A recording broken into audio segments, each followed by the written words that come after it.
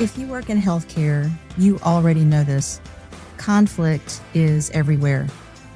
In the OR, in labor and delivery, in committee meetings, between physicians, nurses, administrators, and teams that are all trying to do the right thing. But here's the problem. Most of us were never trained to handle conflict well. We learned procedures, we learned diagnostics, but we didn't learn how to navigate the moment when two professionals strongly disagree. That's why I developed the SPARK framework. SPARK stands for stop, pause, ask, don't assume, reflect and respond, and create a path forward. It's a practical system designed specifically for high-stakes healthcare environments. Through keynote talks, residency workshops, and SPARK masterclasses, I teach physicians, nurses, and healthcare teams how to turn destructive conflict into productive conversations that strengthen teams and improve care. If your hospital, residency program, or medical conference is looking for a speaker on conflict, communication, and leadership in healthcare, I'd love to work with you. You can learn more in the show notes, because in medicine, conflict is inevitable, but handled well, it can make teams stronger.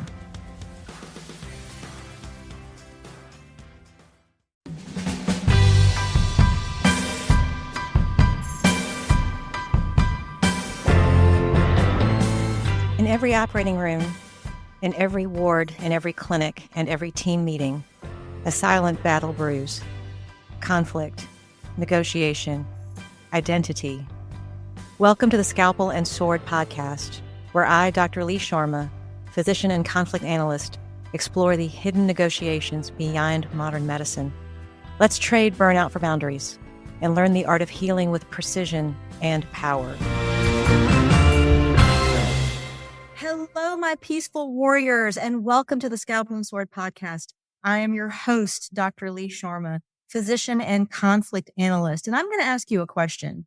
If you've worked anywhere in the clinical arena, you understand that advocacy and being a resource and a soldier for our patients isn't just limited to the OR, the clinic, or the outpatient facility. It is something we have to do on Capitol Hill with our legislators within our community. And I don't think anybody can speak to this as well as our guest today, Dr. Alisa Minkin. Dr. Minkin is a pediatrician. She is board certified in pediatrics. She attended Johns Hopkins University, followed by the NYU School of Medicine. She completed her internship and residency at Brookdale University Hospital and Medical Center. She has 6 children and she's married, but she also is an experienced podcaster, and she currently has one of my favorite podcasts right now, which is Kids Matter. Alisa, welcome to the show. Thank you so much for having me. It's good to be on the other side. It's fun. It is, right? After you've done this for a while, it's really nice. It's like, I'm going to be the guest, and it's really nice to sit in that seat. Yep. At what point in your career as a pediatrician did you really start to see how important advocacy is outside the clinical arena? So I will tell you that I have an adult daughter with autism, and I took a long time off work. And then when I came back, I was already very into advocacy for advocating for my daughter for all those years. Yeah. So it's been part and parcel of what I do the entire time. Wow. So you really had this very strong personal connection because of your daughter, and you saw exactly what she needed. What were some first steps that you took on that road to being an advocate for her? And then ultimately, of course, all the children with neurodiversity. So from the very beginning, I had to advocate for her medical care. She was a diagnostic puzzle for a very long time. So that was one piece. But I also wanted her socially included in our community. That was very important to me. And being on the autism spectrum, that's an area that she needs extra support in. It doesn't come easy to her. It's more difficult. Right. And so I really wanted her in a community school within our faith community. We had her in one of our local Jewish day schools for about a year or so. Right. She wasn't able to stay there anymore. And I had to put her in public school. I worked very hard to try to make my community have inclusive programs. So, for example, I created a program called Art Buddies. And the program was from her Sunday school program for her Judaic studies with other children with special needs. I brought in an equal number of children who were typical, and they did art together with a teacher who was trained to work with both populations. It was amazing. So I did that. I also helped start what's called a friendship circle club. It is from the group Chabad Friendship Circle. We were the 13th friendship circle. I think there may be over 100 now, but this was many years ago. And so I helped do that. I started a support group in my community. So those are all things that I did many, many years ago. My daughter is 32 now, so this is a long time ago. Yeah. But you could clearly see, I mean, you had a vision of what you could do to sort of expand this community and make it more welcoming. And especially being an early adopter of the friendship circle and things like that. Like you said, now there's over 100. And when you started this, there were only 13. What was that experience like in terms of going to people and talk to them about the importance of these programs? Did you feel it was very welcoming? Did you feel like there were obstacles? That's a great question. By the time the friendship circle came around, I didn't feel like that. But I remember when I started the support group, and there had never been anything like that here in the community. And I remember that you could hear a pin drop in the room with people in it. There was like such a desire, such a need for it, but nobody had done it. So getting the parents together, that felt like a need that needed to be filled right away or maybe years ago. But what was harder was the concept of kids with special needs should be included socially with their typical peers. That was not a natural concept for people. And that's true for people who had kids with special needs and people who had the typical kids. I think both of them thought these are two populations and never the twain shall meet. And this was really before inclusion took off. You know, we're talking, right, like 25 years ago. Yeah. So it's so interesting because you would sort of think as someone approaching this topic that the kids who also had needs and those parents would be right along with you saying, we really want to help our children build a community with the children that maybe don't have some of these concerns. And yet it sounds like you were really having to also sort of bring them into your worldview in terms of why you felt like this was important. You know, I think that it's hard for parents of kids with special needs to have the idea that their kids deserve this just as much as any other kid. And again, this is talking many years ago. Thankfully, we've made strides both in my community and in the regular world. To give my community credit, because it's not fair if I don't, my community is where a program called Yachad was started. Yachad is a very big organization for kids with special needs and their typical peers at this point. It's very inclusive. And it started in this community with a woman with a vision in this community for a young person with a disability in this community well before my daughter. That organization started well before. So I sat on the shoulders of giants, you know what I'm saying? Like there was things done already and my community was already very ripe for this. And ultimately once you said it, it started to happen. So it wasn't as difficult as, you know, maybe I'm unfortunately making it sound. It really wasn't. Well, and one of the biggest things about this is that you did see a need. You were led in your heart to meet this need. And like you said, you had other people who had done some work before you, but ultimately it was you talking to people about a point of view and a need. But there's something that you said in there that I want to get into because I think it's going to lead us into further discussions about advocacy as a whole, which is you were in a place where people were ready to hear it. That at that point in time, they were ready for your message. And that was a big part of what made your advocacy, your efforts made it successful, but also having a group of people listening to you that were receiving that message. Have you been able, as you have gone through the course of your career and been such a strong advocate for kids, has that experience of sort of understanding that there was a fertile ground for the work you were doing, has that affected your timing in this work at all? You mean now or then? Yeah, now, because I feel like that's so interesting because I'm doing something very different now. I don't know if you want to pivot ahead to my podcast already. I do. Yeah. Okay. Because I feel like you're ready for the podcast. I'm not sure it's the right time. I'm really not. I don't know. No, this is great because what you did 25 years ago, this is a big lesson when we're talking about advocacy. And advocacy is a conflict-ridden process, and it's conflict on so many levels. And what's interesting about conflict and advocacy is that it's not necessarily seen as an adversarial process, but that is kind of what you're doing. You're walking into a group of people, introducing an idea to them that you see as important and you understand its value, but they may not. And so a lot of successfully advocating for something is recognizing when this time is right. And you did that. You did that very early on. And so I wonder if now, sort of instinctively, or even just by the virtue of the fact that you have this podcast now, you've seen that this is a fertile time for people to hear this message that you're bringing them. I'm hoping it is, but I'm going back to that time and I'm remembering that I was very frustrated at the time because my idea of inclusion was not necessarily other people's idea.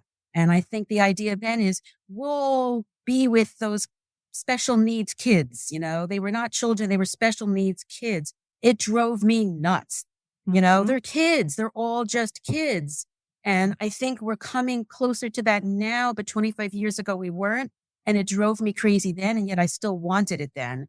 So I think there was a gap between what I wanted to happen and what was capable of happening. And I think that's happening all over again. But I'm going to try anyway, because you got to try. Yeah. It's just an interesting question they're asking. I'm thinking about it. I think that we are in a post-COVID world. And I think that we've seen polarization, tribalization. I think people are tired. I mean, I'm tired. I hope other people are tired of no nuance and everything being like part of the outreach machine. I think we still react that way and we may still choose it, but I'm hoping that there's a yearning for nuance and also for coming together to solve a problem, because I think we have problems that we think we can solve as individuals, especially as Americans. We're intensely individualistic. And yet our problems are bigger than that. They're not. I call them, they're not me problems, they're we problems. And I don't know if we're ready now to do that in large groups of people, but I think people are starting and seeds are being planted. And I want to get in on the ground floor. Yeah. And you 100%. And you definitely are with the work that you're doing. I love what you just said. And I want to kind of dive into that a little bit more. This idea that you've got groups of people coming together that are working on something singular, but you have this whole group where you have, maybe we all agree on this is why we're sitting here, but we may not agree on how it should be done. We may not agree on a timeline. We may not agree on the best way to proceed. And so even though you have brought a group of people together that are all advocating for the same thing, you've got conflict within that in-group. Have you seen that happen? Oh, yes. I think you're thinking about the world of autism, possibly. Yeah. And you talk about that in one of your podcasts, and it was such a fantastic discussion that this idea that you think that the main source of conflict with advocacy is the person you're advocating to. You don't think about the fact that the person that you're advocating with may also be a source of conflict as well. And I think that that's really true for the more polarized topics. Not everything is equally polarized. Autism is insanely politicized and insanely polarized nowadays. And the viewpoints within the group of people advocating are very disparate and often at each other's throats in a way that's so sad because, you know, there are those who were saying, it's not really that we're having so much more autism. We're just better at diagnosing it, better at recognizing it, diagnosing more of the mild end of the neurodivergent spectrum. And then there are others who are saying this is an epidemic. This is an absolute crisis. We are having a surge, a huge surge in autism. And I'm going to tell you right now that I fall into that latter group. And I'm saying this as a pediatrician who basically burnt out trying to care for more and more kids on the autism spectrum and the ADHD spectrum. The amount that we are seeing nowadays is really high, and it's not just better identification or reclassification. And to me, it feels like we're putting our heads in the sand, and that gets me mad. Yeah. So that's hard when other people within the field of advocacy are saying it's not even a true increase. How can you solve a problem if you don't even think about the scope of the problem? And as you are in these groups and you're seeing this sort of fracture, and especially I think your voice becomes so valid because you are a pediatrician. You are seeing these patients. You are making the diagnoses. If anybody's going to actually see these trends in real time, it's you. And yet you're in a group with a bunch of other people that may not have your insight and your perspective. Is there a point when you are working within these groups that they can look at each other and realize that this disagreement or maybe lack of alignment within group that's advocating is actually hurting advocacy efforts? You mean we have to come to our kumbaya moment? Yep. I don't see it happening. And I think that there's also a lot of other interests at play here, particularly financial interests. I'm not saying within the advocates. I'm saying in terms of what's driving what people believe. Okay. So that's a really hard part of it, because it's also hard to see things that you may feel that you can't do anything about. And so I think, for example, the message that our polluted environment, multiple toxins, you're talking microplastics, PFAS, lead, all of these kind of things could be causing the rise in autism. That's a huge problem, and it's going to be really expensive to solve. And my podcast episode is not out, but I did one on it. Cool. Not specifically on autism, but on fighting environmental toxins. And people have already told me, but we don't want to hear that. The general public doesn't want to hear that. And I understand the lure of the vaccines cause autism, and vaccines do not cause autism, but I understand the lure of that because it's a simple explanation, and you could potentially have control by not having the vaccines. And that's why people are fighting over it so fiercely, because they want to have something they have control over, and then they want to have control over it. One of the things that you talk about, and I think it is the episode that you it's a recent one talking about neurodiversity, is this role of narrative. Like as you're talking about telling these stories and people talking about, the stories with microplastics and the stories with environmental associations with autism, that these are stories that we tell. And we tell these stories not even just to sort of illustrate our felt and lived experience, but we also use this as advocates. One of my previous guests on the podcast, who's a dear friend, is a pediatric neurosurgeon who is advocating for gun safety. She's a very powerful advocate. She lives in Louisiana. She's an amazing human. Dr. Jill Plouffe, if you're listening, I love you. But one of the things that she does is she tells these stories about having to care for these children who have been injured in gunshot situations, and not always outside the home, sometimes finding guns inside the home. And all she really does, but it's so powerful, is she tells these stories. I wonder, as you're hearing people tell these stories about autism and these lived and felt experiences, are these stories moving the needle with advocacy as you see it? Are you talking about vaccines and autism? Because, there's a thought that telling stories about children who have been hurt by the vaccine preventable illnesses will be so powerful. And the problem is the stories that the anti-vaccine advocates tell are super powerful. And it's also more germane to them because it's their kid or their neighbor, so on and so forth. So stories are very powerful. Right. If you're talking about the narrative that vaccines don't cause autism, stories, I don't know how effective they are. And I think one of the things that also happens with those stories, and you talk about this, and this is what it really struck with me, we were talking about it before we went on mic, was you used a word, denialism, in terms of telling these stories. And in terms of advocacy, how do you see this concept of denialism, and how does it affect the advocacy process? Because I think it was a great descriptor as people start telling stories. You mean denialism that there's actually an autism epidemic or surge? Yes. So that's really, really a problem. And again, I hear it from the people who believe that vaccines do cause autism. They don't want to hear that answer is not correct, right? For people who believe that there's just an increase in diagnosis, again, they would prefer that story. So the problem is they're bolstering their denialism for a reason. I honestly do not know how to get past this, because right now the research money is going into genetics. And so makes sense if there's not a real rise to say autism is genetic, but you don't have a genetic epidemic. You don't have a genetic outbreak or surge or whatever. And then there's the whole piece about the neurodiversity people. Talk about groups within autism, going against each other. Mm-hmm. I love the idea of neurodiversity. I really do. I love the idea that all brains belong, that we were created with so many different minds and we don't need to fit into a box and we should be more welcoming. I am a huge fan, by the way, of The Pit, which when I'm done with you, I'm going to go watch. The next episode drops at 9. Yep. And what I love about that show is they show a character who's not labeled with any specific condition, and yet she's clearly neurodivergent. Mm-hmm. And she has a sister who's autistic. And then they've also brought some autistic characters on the show. So they're showing the spectrum. It's really great representation. I love it. So I love that piece of it. The problem is the neurodiversity advocates who are very loud right now are anti-autism as a disorder.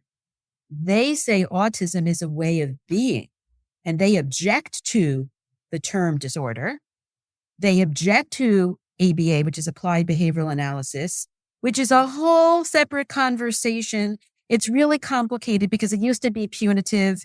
It can still be, if it's done in the old-fashioned, discrete trial way, be very rigid, except that over time, it's become much more naturalistic. And for people who have a disorder, it can be very helpful therapy. And so they are going against what is benefiting the more impaired end of the autism spectrum who truly have a disorder in the name of neurodiversity for people who may be just quirky. So that is a huge conflict. Please help us solve this. I don't know. Yeah. And this was my question as you were talking about, and that's why I think that term really spoke to me, because I think this is what happens when people start using stories in conflict, and especially for using stories to bolster a position and not stories to bring together. Because I think there's a way you can tell a story, or there's a way you tell the story that I'm not trying to win or lose. Sometimes we tell stories to win or lose, and I want to win you to my side. And so I'm going to tell a story that's going to win you to my side. And if that story is denying science, if it's denying trends, if it's denying things that we clearly see developing, especially in terms of the disorder, you do start to create more conflict than resolve it. And I think that was the thing that really struck me, is that in terms of advocacy work, and we start telling stories, this idea that I'm going to tell a story that invites you in and doesn't box you out. Is that possible for the advocates, and especially in a group, like you said, a group that's so diverse as the people who are advocating for autism? Is there a way to do this? Because I think as you're telling this, I'll be honest with you, I have gotten so much more an understanding of the spectrum and the advocacy for neurodiversity as I've listened to your podcast. I've learned a lot. And so it's made me more invested in learning about this advocacy conflict, because I do see people telling these stories, but I don't see it as something that's unifying. You're right. And that's, I think, maybe what rubs me the wrong way about asking doctors to tell stories about kids who've had vaccine preventable illnesses to try to move the needle, literally. And I'll tell you another story about me. I don't mind telling this. I had a vaccine hesitant phase in my life. And that was when my daughter was being diagnosed. And Andrew Wakefield, you can go back and look him up if you don't know who he is, but his article was in the Lancet for 12 years before investigative reporter Brian Deere debunked him. And during that time frame, it made sense to me. I remember reading RFK Jr.'s article in the Rolling Stone. I believed everything. I mean, I didn't become against all vaccines, but I was certainly hesitant. And now when I approach someone who has vaccine hesitance, I approach them from, hey, I was there too. I understand where they're coming from. And I don't tell stories like that. When I talk to people, I come from the perspective is I know what you're coming from. I understand why you don't trust. I understand why you believe what you believe. I do. And I understand that the fear that's behind it and the desire for control that's behind it, because that was me. I'm going to cry. That's beautiful, because this is, as the essence of building communication and building trust within that relationship is being able to say, I can see your point of view. I understand where you're coming from. And that's something, unfortunately, as doctors, we're just not good at. And that's something I think we all need to get better at, being able to not only just literally sit in the patient's shoes, but actually say, I see where you're coming from in terms of a thought process. I think that's so powerful. And that's, to me, a big part of how you get buy-in, not only from patients, but also in advocacy. I think that's a big part of how you get legislators to buy in, how you get organizations to buy in, is that I see your point of view. Maybe we agree on point A, but not on point B. But I can see where you're coming from on point B. I'm more likely to be with you on point A and point B. I think that's a huge part. The fact that you had that experience, that you had vaccine hesitancy, I think actually makes your advocacy stronger. I hope so. But I'm very worried about what's happening with social media now, because by definition, it pushes people into echo chambers and it pushes people into reacting by outrage the minute you say something that doesn't fit into their worldview. It's a very black and white situation. I don't know how to fix it. I just know that on my podcast, I'm happy to have people on that I might not agree with or that you might not agree with, but I want to hear what they're saying because I think we all have a piece of the puzzle to put together. We can't possibly have all the answers. And if we don't listen to different people, how are we ever going to figure it out rather than just reinforce what we already believe? And what you just said, I think is incredible, because one of the things I see with advocacy is a lot of times people will advocate for a specific, let's say, legislation, position, whatever, and you are absolutely 110% convinced that your way is right. My way is right. My policy is right. My policy is going to fix everything. That's a possibility, but that's less likely. It's more likely that you're going to meet a lot of other people who have had experience, or who have talked to somebody in another state, or who've talked to somebody in another organization who said, well, I see what you're doing, but I also see they've done well with this. Could we incorporate part of this? And then all of a sudden, your policy push becomes stronger because you've been able to incorporate something somebody else did. It requires a lot of humility to be able to be in this process and have it be effective. And I think one of the great things about having Kids Matter and inviting guests on the show that you may not necessarily agree with is that, number one, you are creating stronger conversations by having somebody who has another point or another perspective, but also you are inviting the listeners to open their minds more. You have to be open-minded to listen to people have these conversations. And I think when you're doing that, that's what's so powerful. And that's where you get agreement, not necessarily one side winning or losing. You get agreement. And that's something that's very different. I'm hoping that it works like that for people. Somebody recently told me that one of the people that was on my podcast, that they were telling me about what they didn't agree with. And they weren't even listening to the podcast. They were just telling me something that this person wrote. And I'm like, I can't wait to talk to this guy because I want to hear his take, right? That's how I learn what I believe is I listen to different viewpoints and I see what makes sense. And then I try to fact check it and put it together. Nobody has everything. Nobody has the whole truth. Not at all. And that's honestly, to me, as you are doing this kind of work and you're reaching out to people and helping them understand how to advocate for kids, is understanding that this process not only has to be collaborative, not only has to be humble, it has to be something that works both within the group and outside the group. It has to be all of those things. And that is actually how, I forget where I read this, but this idea of you can make a policy. You can say, we're going to do X. Okay. We're going to mow the lawn every Tuesday. That's fantastic. I love this for you. But all of a sudden you realize, wait a second, Tuesday it rained. Wait a second, Tuesday I was out of gas for my lawnmower and I couldn't mow. It's not practical. You can't say that's a practical policy. And so there is one of the great things I think about having people who disagree with you help you make policy and help you advocate is that you are more likely to find something workable, is something that will actually stick, as opposed to something that, oh yeah, we have this policy, but it doesn't work. And I also think a little about you having guests on your show that coming from these different backgrounds and different points of view. Absolutely. I agree. Yeah. So as you are moving forward, and, obviously Kids Matter has been a big part of your advocacy. And of course, you've got a long history of working. What are some topics that you really feel like are important for you to advocate right now for children, besides working with autism? So autism is a big one, partly because of my daughter and partly because I do believe, that it's rising and we're going to, especially as they age out of the supports that they get in school and they fall off what we call the cliff Adult services for autism, no one's talking about that. That's a huge problem. So I'm passionate about that. I'm very fortunate that my daughter has been able to live in a very supportive small group home. I'm very fortunate for that, but there's not nearly enough resources out there. So that's a huge problem that I'm very concerned about in terms of advocacy. But mental health in general for our kids is a huge problem. We don't have mental health parity despite whatever laws have been passed. It's very hard to access any mental health care, let alone quality mental health care. So that's something I'm very passionate about. I'm passionate about screening kids for these problems because the earlier you pick them up, the easier it is to handle it if you can find the resources. Back to that problem. So those are what I'm most passionate about as a pediatrician, I believe. Yeah. And those are such, especially I think the push for mental health right now. I think that's pivotal for our children. I've seen that in so many, my population, I'll treat them as young as 12 or 13. So even as a GYN, I see how much of this is really affecting our children into their adulthood and beyond. I think that's incredible that you're advocating for that. Let's say you're talking to a pediatric resident.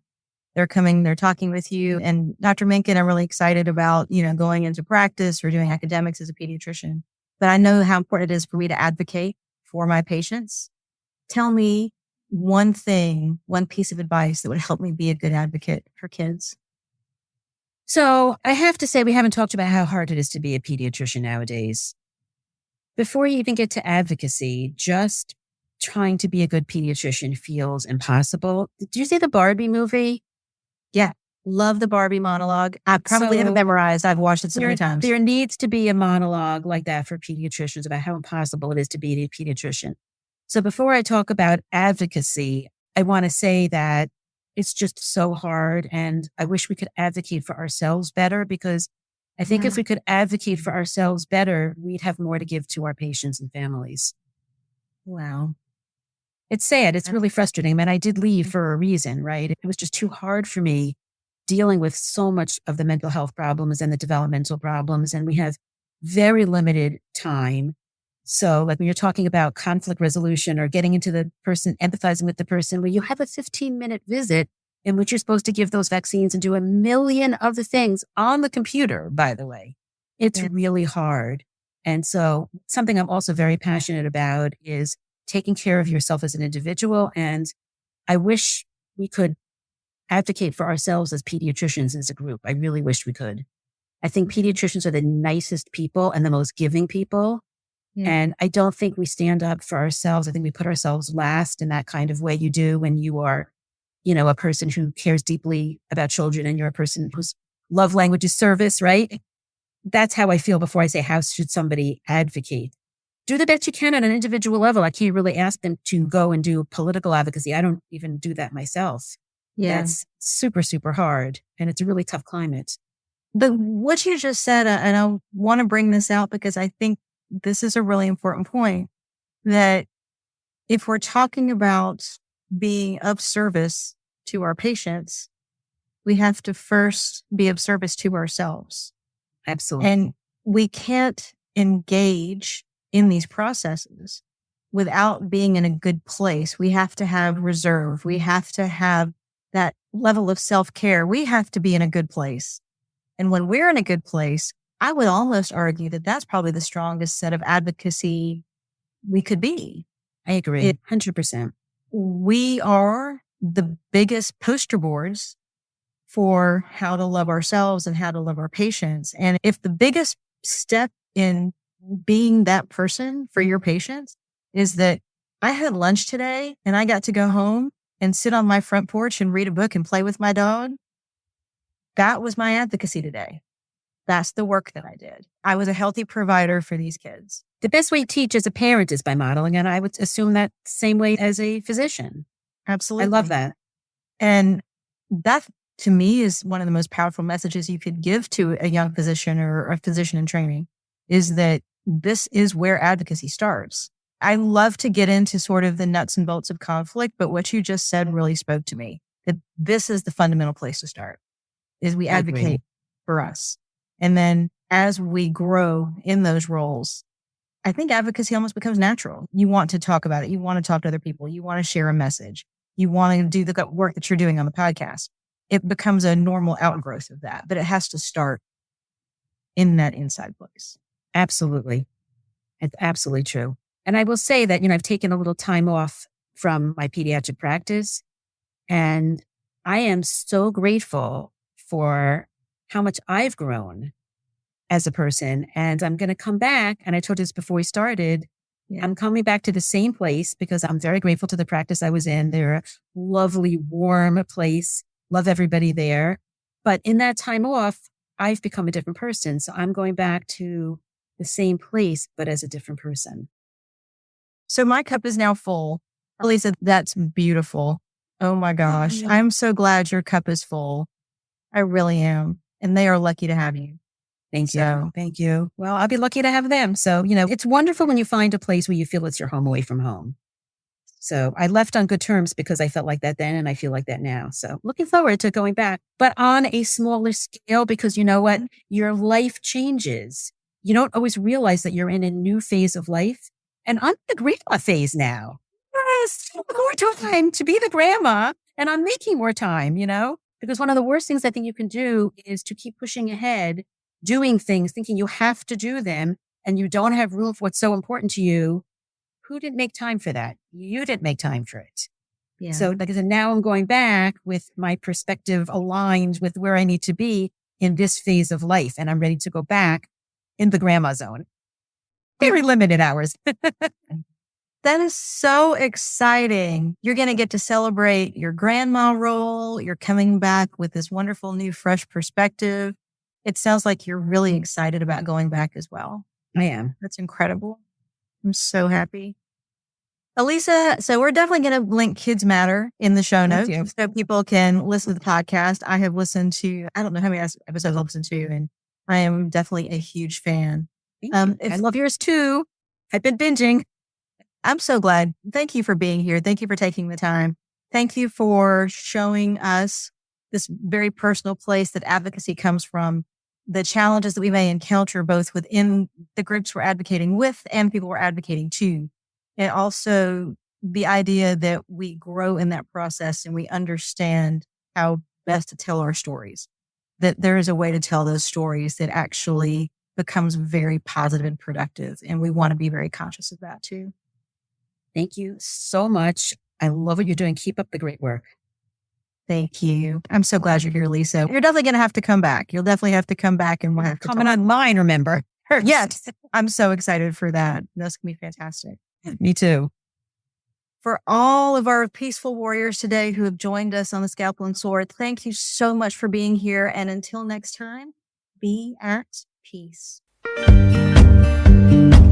Every episode is an invitation to speak, to negotiate, to choose. I'm Dr. Lee Sharma. Join the dialogue by subscribing to Scalpel and Sword.